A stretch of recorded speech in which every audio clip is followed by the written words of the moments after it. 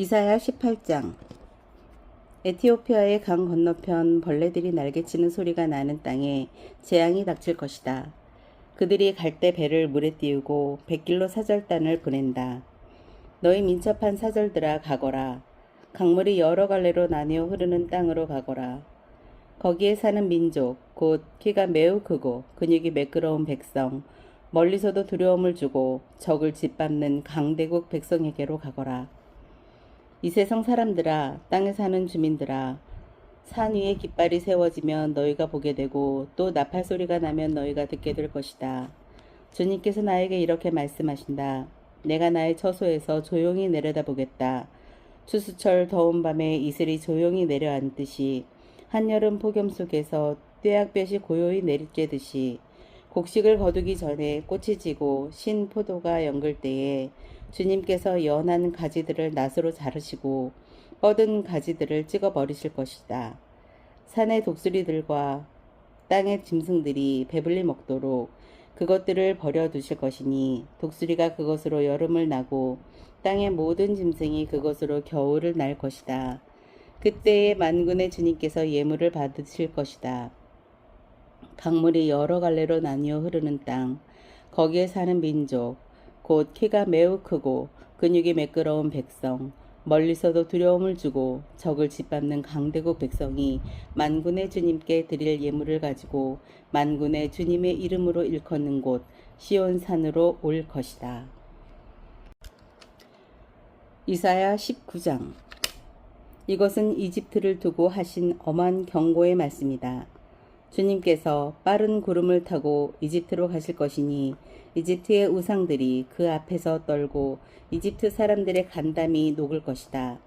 내가 이집트 사람들을 부추겨서 서로 맞서 싸우게 하겠다.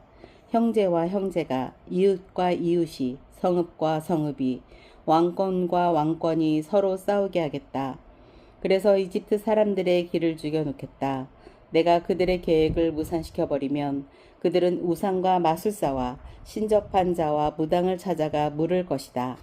내가 이집트를 잔인한 군주의 손에 넘길 것이니 폭군이 그들을 다스릴 것이다. 주님, 곧 만군의 주님께서 하신 말씀이다. 나일강이 마를 것이다. 강바닥이 바싹 마를 것이다. 강에서는 악취가 나며 이집트 시냇물의 물 깊이가 얕아져 마르겠고 파피루스와 갈대도 시들어 버릴 것이다. 나일강 강가와 어귀의 풀밭과 강변에 심은 모든 나무가 말라서 바람에 날려 사라지고 말 것이다. 나일강에서 고기를 잡는 어부들이 슬퍼하고 통곡하고 나일강에 낚시를 던지는 모든 낚시꾼과 강에 그물을 치는 사람들이 잡히는 것이 없어서 고달파할 것이다. 가는 배를 짜는 사람이 배 짜는 일을 그만두고 흰 천을 짜는 사람도 실망하여 천 짜는 일을 그칠 것이다. 옷 만드는 사람들이 낙심하니 모든 품꾼의 마음에도 병이 들 것이다. 소환의 지도자인 너희는 어리석기만 하고 지혜롭다고 하는 바로의 참모인 너희도 어리석은 제안만을 하고 있으니 어찌 바로에게 너희가 옛 현인들과 옛 왕후들의 후예라고 감히 말할 수 있겠느냐. 이집트의 임금아, 너를 섬기는 현인이 어디에 있느냐. 그들을 시켜서 만군의 주님께서 이집트에 대하여 무엇을 계획하셨는지를 알게 하여 너에게 보이라고 하여라. 소안의 지도자들은 어리석은 사람들이다. 멤피스의 지도자들은 제 꾀에 속고 있다. 이집트의 주춧돌들인 지파들이 이집트를 그릇된 길로 이끌었다. 주님께서 친히 그들에게 마음을 혼란시키는 영을 부으셔서 그들이 이집트를 잘못 다스리게 하셨다. 그래서 마치 취한 자가 토하면서 비틀거리듯 이집트를 그 꼴로 만들었다. 그러므로 이집트에서는 되는 일이 없고 우두머리나 말단에 있는 사람이나 종려나무처럼 귀한 자나 갈대처럼 천한 자나 가릴 것 없이 모두 쓸모가 없이 될 것이다. 그날이 오면 이집트 사람이 마치 겁 많은 여인처럼 되어 만군의 주님께서 그들 위에 팔을 펴서 휘두르시며 심판하시는 것을 보고서 두려워하며 떨 것이다. 이집트 사람은 유다 땅을 무서워할 것이다. 만군의 주님께서 그들을 치려고 세우신 계획을 상기할 때마다 유다라는 이름만 들어도 모두 무서워할 것이다. 그날이 오면 이집트 땅의 5 성읍에서는 사람들이 가나안 말을 하며 만군의 주님만을 섬기기로 충성을 맹세할 것이다. 그 5 성읍 가운데서 한 성읍은 멸망의 성읍이라고 불릴 것이다. 그날이 오면 이집트 땅 한 가운데 주님을 섬기는 제단 하나가 세워지겠고 이집트 국경지대에는 주님께 바치는 돌기둥 하나가 세워질 것이다. 이 제단과 돌기둥들이 만군의 주님께서 이집트 땅에 계시다는 징표와 증거가 될 것이다.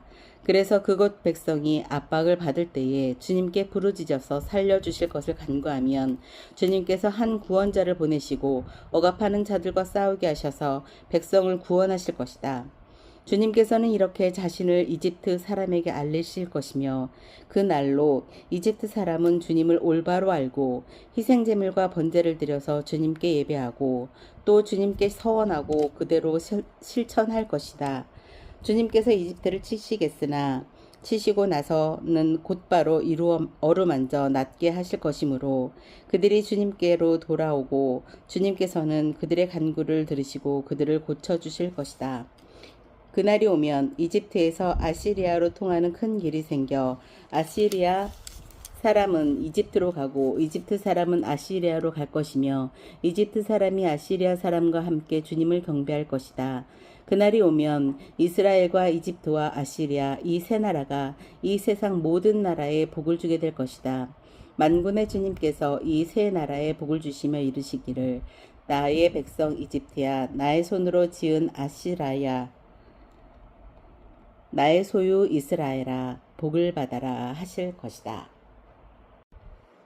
이사야 20장. 아시리아 왕 사르곤이 보낸 다르단 장군이 아스돗으로 와서 아스돗을 점령하였다. 그 해에 주님께서 아모스의 아들 이사야를 시켜서 말씀하셨다. 주님께서 이사야에게 말씀하시기를 허리에 두른 베옷을 벗고 발에서 신을 벗으라고 하셨다. 그래서 이사야는 말씀대로 옷을 벗고 맨발로 다녔다. 그때 주님께서 말씀하셨다. 나의 종 이사야가 3년 동안 벗은 몸과 맨발로 다니면서 이집트와 에티오피아에게 표징과 징조가 된 것처럼 아시리아 왕이 이집트에서 잡은 포로와 에티오피아에서 잡은 포로를 젊은이나 늙은이 할 것 없이 모두 벗은 몸과 맨발로 끌고 갈 것이니 이집트 사람이 수치스럽게도 그들의 엉덩이까지 드러낸 채로 끌려갈 것이다. 그리하여 에티오피아를 의지하던 자들과 이집트를 그들의 자랑으로 여기던 자들이 두려워하고 부끄러워할 것이다. 그날이 오면 이 해변에 사는 백성이 이렇게 말할 것이다. 우리가 의지하던 나라 아시리아 왕에게서 구해달라고 우리를 살려달라고 도움을 청한 나라가 이렇게 되었으니 이제 우리가 어디로 피해야 한단 말인가. 이사야 21장. 이것은 해변 광야를 두고 하신 엄한 경고의 말씀이다. 남쪽 광야에서 불어오는 회오리 바람처럼 침략자가 광야에서 쳐들어온다. 저 무서운 땅에서 몰아쳐온다. 나는 끔찍한 계시를 보았다. 배신하는 자가 배신하고 파괴하는 자가 파괴한다. 엘리마 공격하여라. 메대아 에워싸거라. 내가 바빌론의 횡포를 그치게 하고 억압받는 사람들의 탄식 소리를 그치게 하겠다. 그러자 나는 허리가 끊어지는 것처럼 아팠다. 아기를 낳는 산모의 고통이 이런 것일까? 온 몸이 견딜 수 없이 아팠다. 그 말씀을 듣고 귀가 멀었으며 그 광경을 보고 눈이 멀었다. 나의 마음은 갈피를 잡지 못하고 공포에 질려 떨었다. 내가 그처럼 보고 싶어한 희망찬 새벽빛은 도리어 나를 무서워 떨게 하였다. 내가 보니 사람들이 잔치상을 차려놓고 방석을 깔고 앉아서 먹고 마신다. 갑자기 누가 명령한다. 너희 지휘관들아 일어나거라. 방패를 들어라. 주님께서 나에게 이렇게 말씀하셨다. 너는 가서 파수꾼을 세우고 그가 보는 대로 보고하라고 하여라. 기마병과 함께 오는 병거를 보거나 낙이나 낙타를 탄 사람이 나타나면 주의하여 살펴보라고 하여라. 파수꾼이 외친다. 지휘관님, 제가 온종일 망대 위에 서 있었습니다. 밤새 경계 구역을 계속 지키고 있었습니다. 그런데 갑자기 병거가 몰려오고 기마병이 무리를 지어온다. 누가 소리친다. 바빌론이 함락되었다. 바빌론이 함락되었다. 조각한 신상들이 모두 땅에 떨어져서 박살났다. 아, 짓밟히던 나의 결의여. 타작 마당에서 으깨지던 나의 동포여. 이스라엘의 하나님 만군의 주님께서 나에게 말씀하신 것을 이렇게 내가 그대들에게 전한다. 이것은 두말을 두고 하신 엄한 경고의 말씀이다. 세일에서 누가 나를 부른다. 파수꾼아, 밤이 얼마나 지났느냐. 파수꾼아, 날이 새려면 얼마나 더 남았느냐. 파수꾼이 대답한다. 아침이 곧 온다. 그러나 또다시 밤이 온다. 묻고 싶거든 물어보아라. 다시 와서 물어보아라. 이것은 아라비아를 두고 하신 엄한 경고의 말씀이다. 드단 사람들아, 아라비아의 메마른 덤불 속에서 밤을 지새우는 드단의 행상들아, 목마른 피난민들에게 마실 물을 주어라. 대마 땅에 사는 사람들아, 아라비아의 피난민들에게 먹거리를 가져다 주어라. 그들은 칼을 피하여 도망다니는 사람들이다.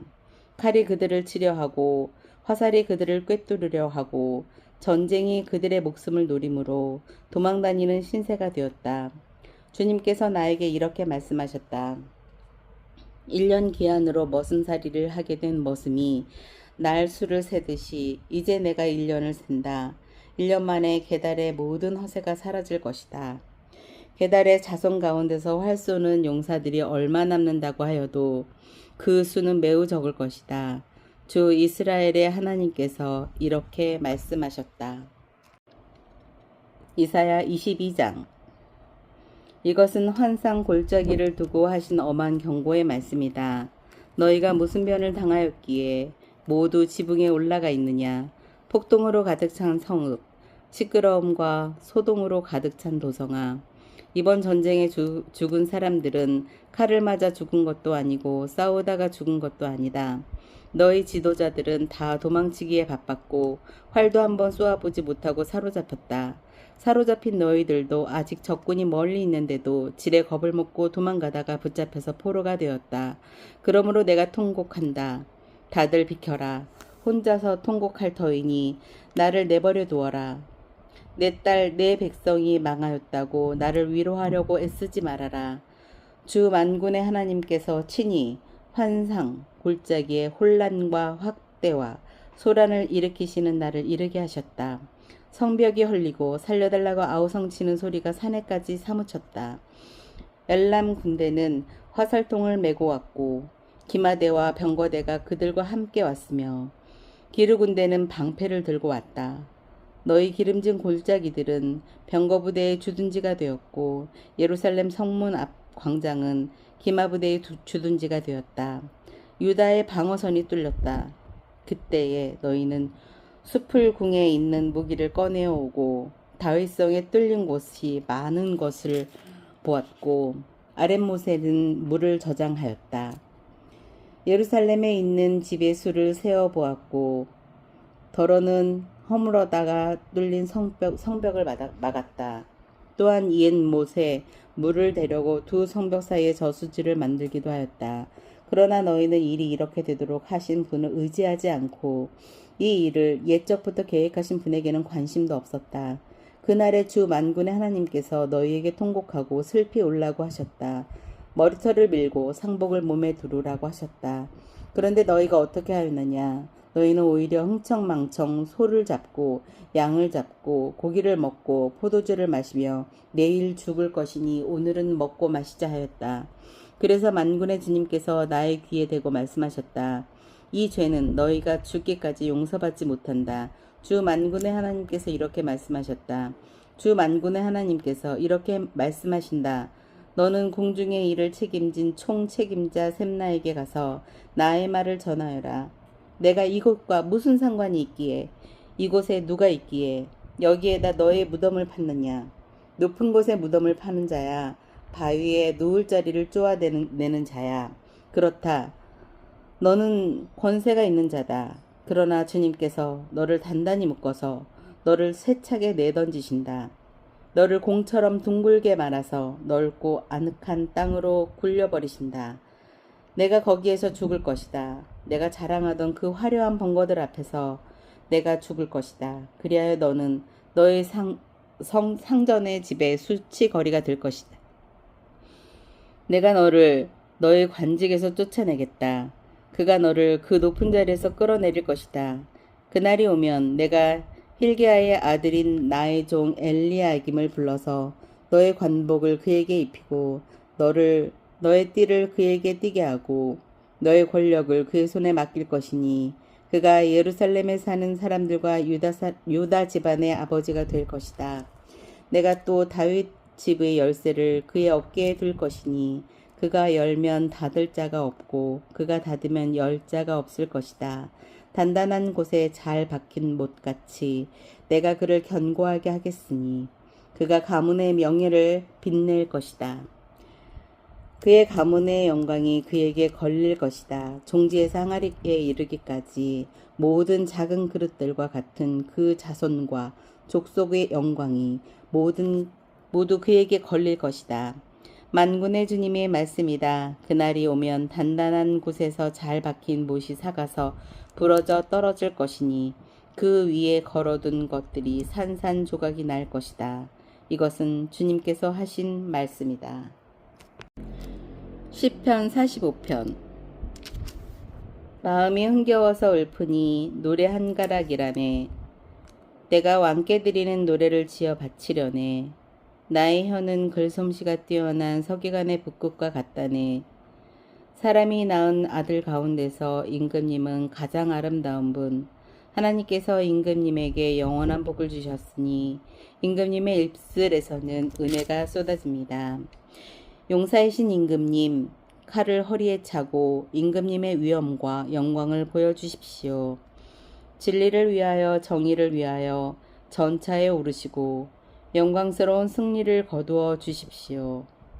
임금님의 오른손이 무섭게 위세를 떨칠 것입니다.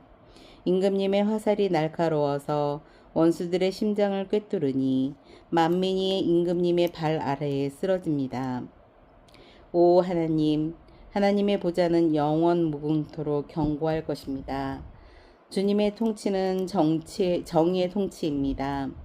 임금님의 정의를 사랑하고 악을 미워하시니 그러므로 하나님 곧 임금님의 하나님께서 기름 부어 주셨습니다. 임금님의 벗들을 제치시고 임금님께 기쁨의 기름을 부어 주셨습니다.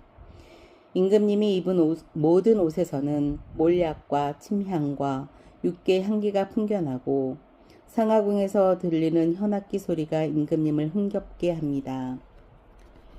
임금님이 존귀히 여기는 여인들 가운데에는 여러 왕의 딸들이 있고 임금님의 오른쪽에 서 있는 왕후는 오빌의 금으로 단장하였습니다. 왕후님, 듣고 생각하고 귀를 기울이십시오. 왕후님의 결례와 아버지의 집을 잊으십시오. 그리하면 임금님께서 그대의 아름다움에 사로잡힐 것입니다. 임금님이 그대의 주인이시니 그대는 임금님을 높이십시오. 두로의 사신들이 선물을 가져오고 가장 부유한 백성들이 그대의 총애를 구합니다. 왕후님은 금실로 수놓은 옷을 입고 구중궁궐에서 온갖 영화를 누리니 오색 찬란한 옷을 차려입고 임금님을 뵈러 갈 때에 그 뒤에 들러리로 따르는 처녀들이 줄을 지을 것입니다. 그들이 기뻐하고 즐거워하면서 안내를 받아 왕궁으로 들어갈 것입니다. 임금님의 아드님들은 조상의 뒤를 이을 것입니다. 임금님께서는 그들을 온 세상의 통치자들이 되게 하실 것입니다. 내가 사람들로 하여금 임금님의 이름을 대대로 기억하게 하겠사오니 그들이 임금님을 길이길이 찬양할 것입니다. 아멘.